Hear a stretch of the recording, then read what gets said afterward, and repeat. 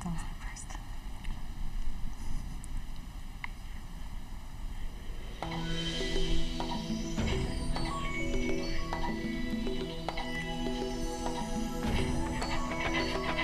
Everybody.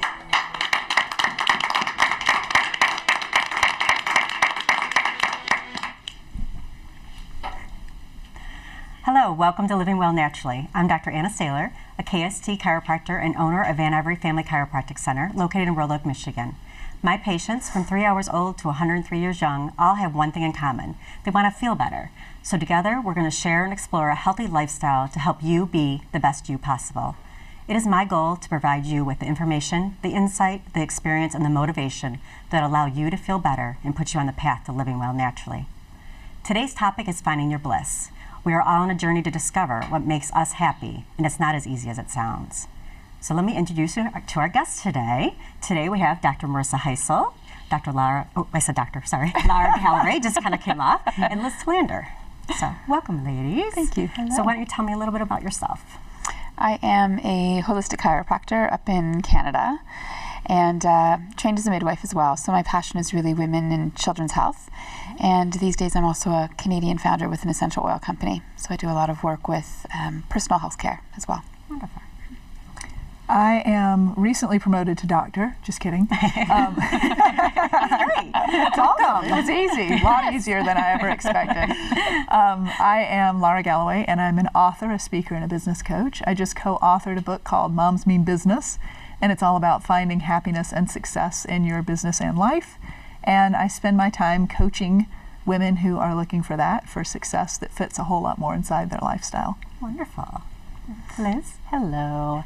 I am a licensed master social worker, and I came across that after about 19 years in business, kind of being on a wheel and reaching goals and not quite feeling satisfied. So I made that switch, and now I focus on women involved with the criminal justice system, and it is my passion. I love it. Glad I made the change. Wonderful. So we're going to talk a little bit about happiness today, because happiness to everybody is something different. So if you were to describe happiness to you, like, what would you think? For me, I think it's always an ever-changing idea. To me, true happiness is having the freedom to choose whatever suits and fits in that particular day, year, month, in order to adapt to whatever I'm doing at the time. I don't think there's one fixed goal for me or one fixed ideal of what happiness is. It changes as I change, as my life changes. As we grow, Mm-hmm. right? Because all of us Absolutely. are growing as women and as mothers, and so wonderful. Mm-hmm. Laura? For me, I guess as a coach, I'm totally motivated by priorities. So happiness feels like living a life according to my priorities.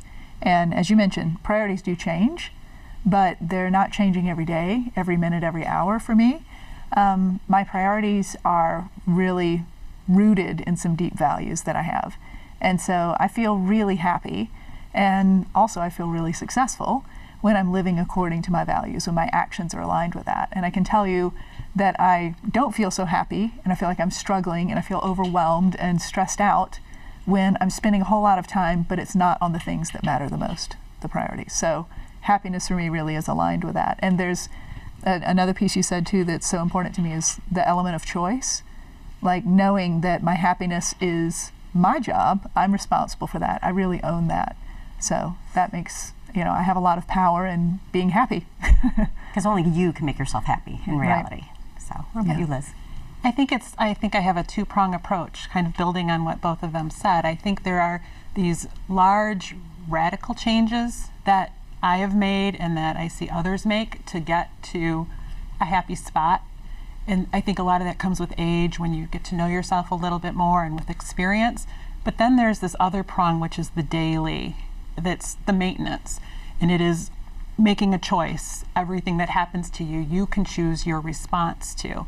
And with enough practice, you can choose happiness almost all the time. It takes a lot of practice, though, when you first start out to look at something and go, I'm going to look at this positively. But it is that maintenance every day. So there's my two prongs to happiness. For me, it's waking up every morning and choosing to be happy. Like I like to say I live myself in like a little bubble, and I surround myself with positive people and positive things, and I'll have to admit I don't watch the news because I don't want to hear the bad things that are out there. Or I stopped reading the front page of the newspaper now.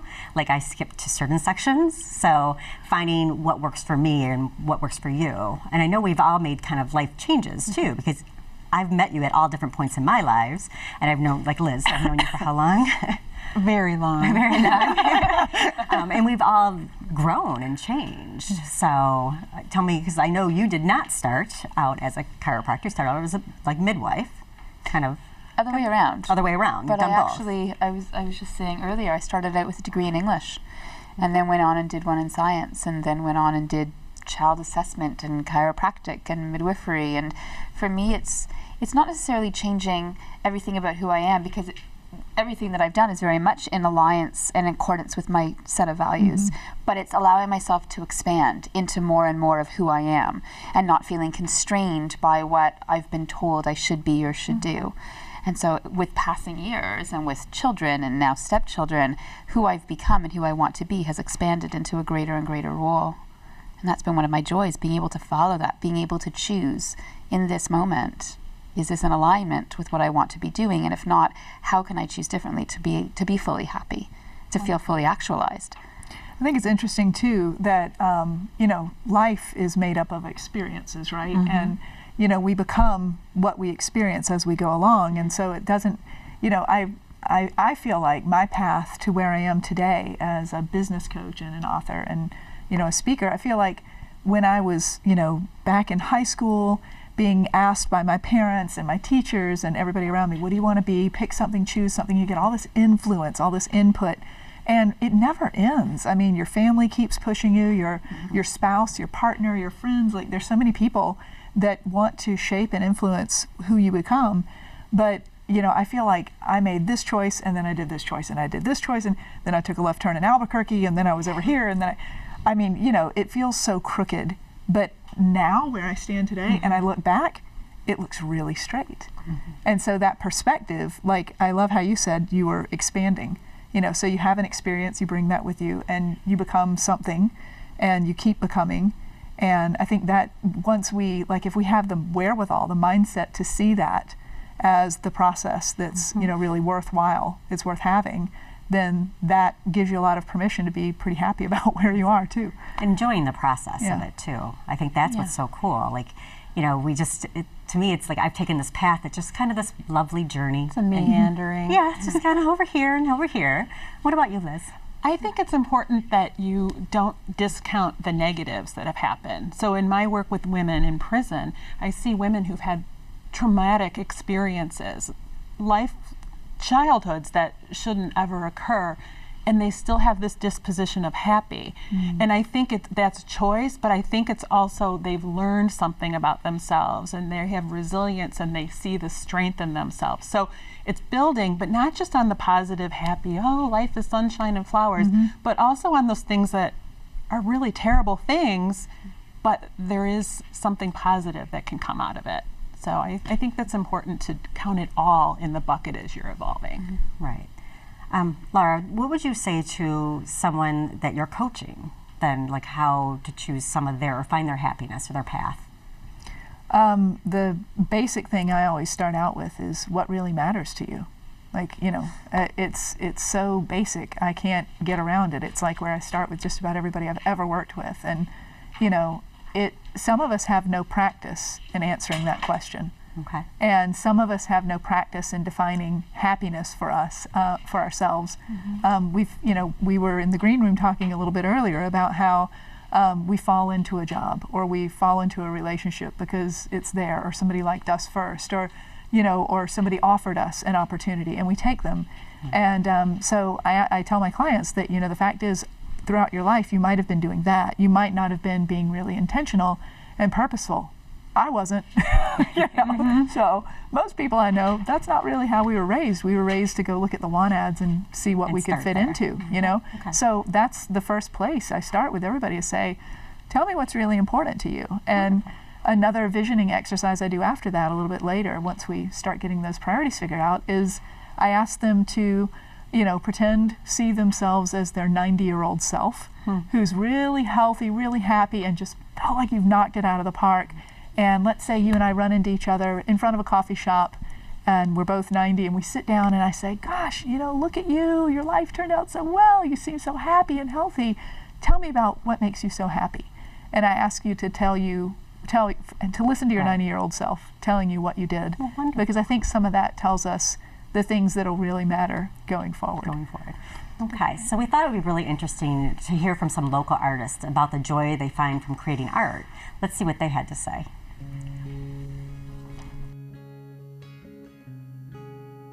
My name is Lori Eisenhart, and I'm a ceramic artist. For 27 years, I've been working with clay. I think that I've had a kind of a maker spirit from an early age, and that whole idea of being able to make things created this joyfulness. After years and years of doing this, it's something that, especially anytime I go out of my comfort zone and I try something new, it is fraught with some challenges, but I try to look at it in a way to understand and learn and grow from it, whatever is happening. And ultimately, it does create happiness by staying with something. It's not like it's an immediate sense of like euphoria, but it's slowly, there's a sort of a feeling of making things right and a feeling of satisfaction that comes from just staying with something and working on it and being, its caretaker and being diligent, and then watching it evolve into something. And especially with something like this, a mosaic, where it's all in pieces, you have to have faith in all the parts as you're working on them. Not every day is this amazingly creative exploration, but it's very soothing, and those days are really wonderful. I mean, there's some days that aren't, but to go inward, and sometimes it's really anchoring to be able to just take that time wanting to be happy. It's something you work at, and you try to do things in your life to make you happy.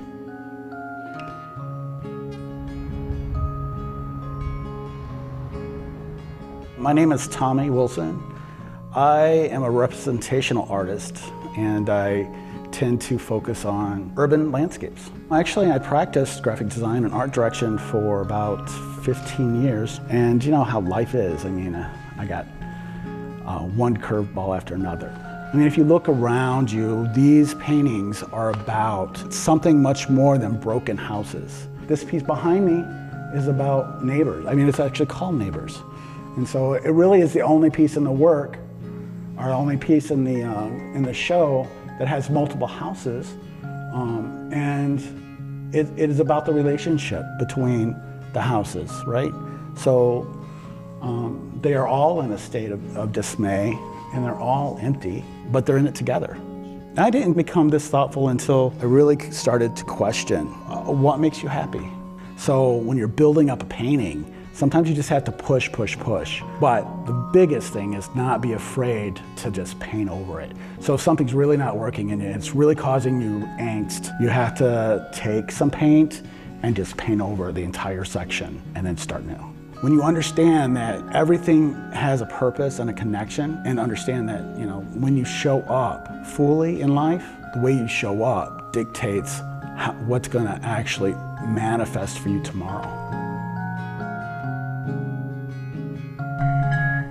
So that kind of made me just think about what we were talking about, making lists and ideas and setting intentions and goals. So quick story with you is before you got married, before you found your husband, I know sitting down with you, we made a list together of 139 qualities. Yeah. Reminded me? Yes. Reasonable. It was a very small list. And he pretty much met every single number on there, including walking the dog in the winter, I think was one of them. In the snow. Yeah. Yeah. So, and you're married to him now, and he's a wonderful man. 11 years later. Yeah, 11 years. Okay. Yeah. And 2 beautiful children. Yeah. So making lists are wonderful. It's as Tommy Wilson said, it's kind of manifesting what it is that you see for yourself. It's a brainstorming session with your highest desire and your highest good. And when you put that on paper, it's not only good for you, but it's kind of causes the universe to start to respond. And you can put some crazy things on it, things that seem out of reach. One of my lists was about my career, and I wanted to sit at my desk and look out at the woods from my home. And this was when I worked at the bank. Like, how does that happen? There are hardly windows in the bank. But then like a couple years later, I found that list one day when I was working, and I was looking out at my backyard sitting in my home office. So it does happen. Sometimes you take your eye off of it and it's still working. Wonderful. I love how we talked about curveballs, because I often talk about the universe throwing bricks at our head. And you can look at it as a curveball, and you can allow it to get you down, and you can get really mired in that sometimes. Or you can look at it as maybe your higher self calling to you, to recognize something that you're just not recognizing, to give you a chance to choose something else. And the people who can do that, who can recognize that and say, this isn't working for me, this isn't in contribution to my life anymore, what would be, and make a different choice to find something else for themselves, I think allow themselves and propel themselves into more of their higher self, more of what their true calling is. And I think sometimes when we ignore that, whatever those signals might be, sometimes it gets pretty urgent, and it becomes a matter of illness and fatigue and burnout, and because we just haven't been paying attention to those. So even when he was talking about painting over, I thought, what an amazing analogy for life, that we always have the opportunity to just take that paintbrush and that bucket and just paint over and redo. Yeah, because you have the next day. It's always a journey. You don't have to stop and say, okay, I'm done. Right. It's like, okay, you wake up the next morning and now you make a new choice and a new day. So what about you? What would you say? I'm just enamored with her list making. She's a very good list maker. I mean, because that works for me too. And, But the idea that, we're pretty powerful. If we focus on something, we get it. And, if we focus on something not healthy, not good, negative, whatever, You still get it. You still get it. Whatever you focus on, you get more of, right? And whatever you believe is true. So be careful what you believe, right? And Exactly. so things like that. And I'm the same way with lists. Like I get kind of freaked out when the things that I declare that were important to me, that I'm excited about, that I really want more of, start showing up. And it's not rocket science. It's just that you started focusing and being aware and paying attention. And I mean, that's as woo-woo as I'm going to get about it. I think it's pretty obvious that when you do put your focus on things, you start noticing opportunities, and it's like pieces of a puzzle start fitting together and conspiring to make that happen for you. So Very amazing, isn't it? it is. Okay. It is. Well, we need to take a quick break, so we'll be right back after this message.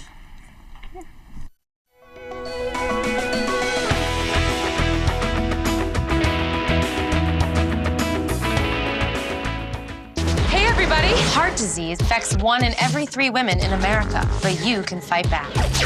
There's no time to lose. Mothers, sisters, daughters, families, and friends, it's time to shout louder, stand stronger, and demand change. Let's go! To the Batmobile. Dang it. To the invisible jet! Dang it. Together, we can put an end to heart disease. It's time to go red for women. I could use your help. Learn more from the American Heart Association at www.goredforwomen.org. Hart, what's going on? I'm leaving. Why? What did I do? Not enough. The pressure's too much. I quit. I get it. I can do better. Just please don't leave. Don't let your heart quit on you. Get your uncontrolled high blood pressure to a healthy range before it's too late.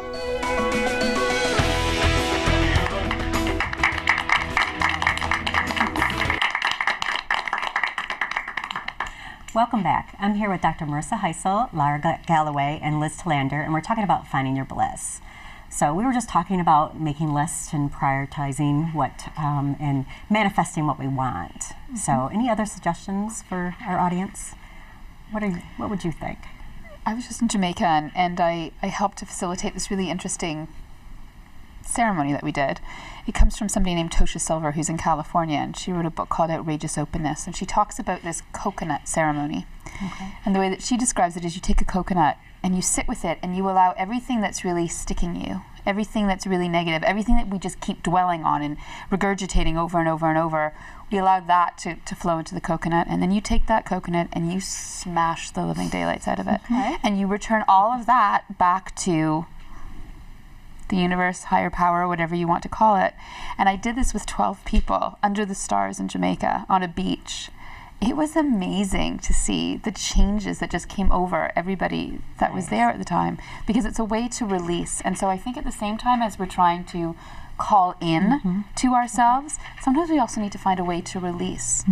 what it is that's still sticking to us. So we need to get a bunch of coconuts. Yes. Right? Is that what I'm hearing? Smash It's a them. coconut party. Coconut party. My house. Right? Yeah, This sounds good. it was fascinating.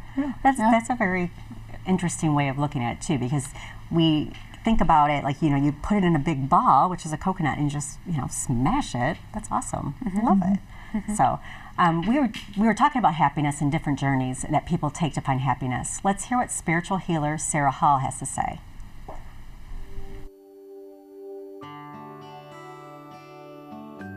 I think that when we connect healing in the areas of our body, in our mind, and in the spirit, and sort of look at balancing all the different areas of our lives together, we find that maybe feeding or healing one area of our life helps to resolve and heal another area of our life. So for example, if you're working on strengthening and disciplining the body, most likely you'll be strengthening and disciplining the mind also. A healing that we experience on our own is one that we experience for the people around us as well.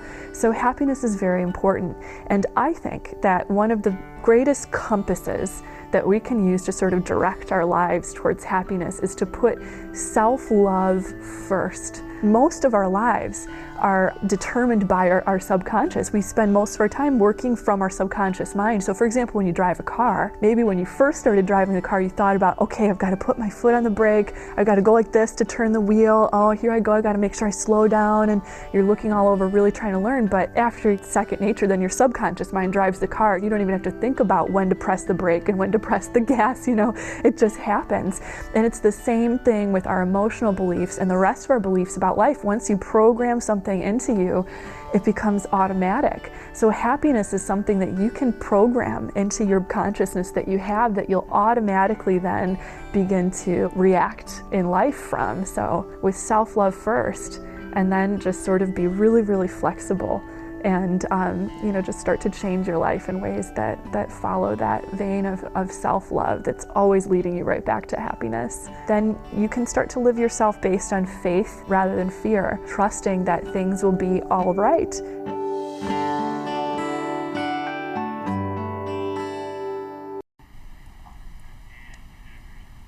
Okay, so what we were talking about I love that self-love, because us as women tend to put others first, and we know that, right? Moms doing business, especially business owners, tend to put everybody first. So tell me a little bit, Liz, what do you do for self-love? It's knowing who I am. I know that I'm a Libra, so I'm balanced and I like beauty surrounding me. So I tend to those things that seem silly to people. I can't leave dishes in my sink at night. That drives me crazy. It's my beautiful surroundings. I know I'm an introvert. I don't try to be an extrovert. I do those things that work for me, despite what some of those outside pressures might be. And it's just really getting to know who you are. And I think some of that comes with age and experience, but it's also just honing in and listening. Nice. What about you, Laura? I just love that I'm sitting next to the Libra who has the clean house and really and is an introvert, because I'm an extrovert. I need to be surrounded by people that make me happy, by people that are interesting and fun and love life and positive. Is your house clean? God, no. No. I mean, see, but it's not you. Yeah. And you're good in that, right? To your point, exactly. I think it's giving myself permission. I think that's a big key to happiness too, is giving yourself permission to be who you are, to enjoy what you enjoy, to need what you need, and to want what you want, to dream what you dream, all of those things. And again, as moms, that gets so far down. I remember one time my husband, when my son was maybe 2 months old, my husband said, "You just need to get out of the house. Just go somewhere." He's like, "I'll take Charlie for a couple of hours and you just go do something and just go do whatever you want." And I'm like, "What? What do I want?" And I tell you, I couldn't think of anything. And so I said, "Okay, I'll just go to the grocery store." He's like, "What? I'm giving you 2 hours." I'm like, "Well, I'll go in the ethnic food section and I'll look around and see what I haven't seen before." And he's like, but I was just that far down because I didn't know what I wanted. So it gets pretty knocked down when you are head of household, head of family, and managing other people's needs all the time. But when you are able to be mindful of it again, and you do have a little bit of space, and if you give yourself permission to allow that and be who you are, it's a lot easier than resisting it and trying to be something else. Right. Yeah. What about you, Marissa? This is a conversation that I have with patients, women, all the time, because I think women forget so much how to do that, how to care for themselves and not just everybody else. Even a new patient yesterday who's got really significant cancer right now, who has no idea how to love herself and hasn't for 15 years. And I think that's something that is so desperate that we need to get back to that, because if we don't, it ends up being a very significant health issue. And so in some way or another, sometimes my prescription for patients is to literally turn on music and dance in their house. It's just sheer creative expression. If they're not artists like the two that we watched, sometimes it's just sing at the top of your lungs when no one's around, or turn on music and dance in your living room, but something allow something for joy, because not everybody can afford to go and spend money on self-care, but there has to be some way that we can get back to feeling more like ourselves and express more of who we are, especially when we haven't done that for years and years and years. And it's hard. It's hard to remember. It's hard to remember who you are, too, as a parent. I think that's the biggest thing, because I know we all have kids, and and I have 2 little kids, and Liz has 2 little kids, and you have 2 young children, and I know Charlie, but do you have 3 now? You have 3 now. Okay, so it's like we're moms, and we're taking care of a whole house full. So, what other suggestions would you have to another mom? Sometimes you have to squeeze it in. I'm a morning workout person, right? Because I can't count on it. So I will get up at 5 or 5:30 in the morning to have that time to myself. It's like I owe that to myself, and it doesn't mean I have to take it away from my kids. That's my time. They're not up at 5:30 in the morning. It works. You and I are, though. Right, we are. We belong to a group called Dig Deeper, and we're a workout group. And yeah, we're both up at 5 working out, because it's the only time I can do it for my family. But we need that as women and as individuals to feel that sense of accomplishment and staying in shape and healthy. But you just have to figure out how to fit that in. Yeah, because I don't want to get up at 5 if I didn't have to. Right? So but you don't want to miss your workout. I don't want to miss my workout. Yes, you're right. So what do you do as a mom? So we wrote a whole chapter on self-care in the book, and it was funny. We interviewed like maybe 40 or 50 mom entrepreneurs, and we said, how do you squeeze it in? How do you, what is self-care to you? And we got answers from anyway from a woman who says that she's the mother of 6 kids. One of them has autism, and her husband works away out of the country 5 days a week. And so she said, look, I got to be honest, and she runs a multi-million-dollar business now based in Canada. May have heard of it. I'll tell you in a minute. She says, listen, I'll be honest. My needs for self-care are not high. If they were, I wouldn't have had 6 kids with a husband who's out of the country, and with a business that I wouldn't have done that. She's like, my idea of self-care is having a really rocking conversation with my kids in the car while I'm dropping one at lacrosse and one at hockey and one at basketball. That's about all I need, But then other moms, like we have this whole hit list of, if you've got 5 minutes or 15 minutes or 10 minutes, or if you've got an hour, what do you do? And for me, the thing that always fills my tank the most is either reading a good book, so I love my book club, or talking with somebody I love, friend, family member, whatever. Those are the top 2 things I do for self-care. Okay, so really quick, what would you do? For me, it's always having the opportunity to fill myself up with something new. So whether it's a webinar, a podcast, or just constantly learning something else, that Wonderful. That learning. integrates. All of us are readers and learners, I know that. So wonderful. So I'd like to thank my guests for joining me today. I hope that we've been able to inspire you to begin your happiness journey, or have encouraged you to continue with new ideas and suggestions. My goal on the show is to provide you with information, insight, experience, and motivation that will allow you to feel better and put you on the path to living well naturally. I'm Dr. Anna Saylor. Thank you for joining me.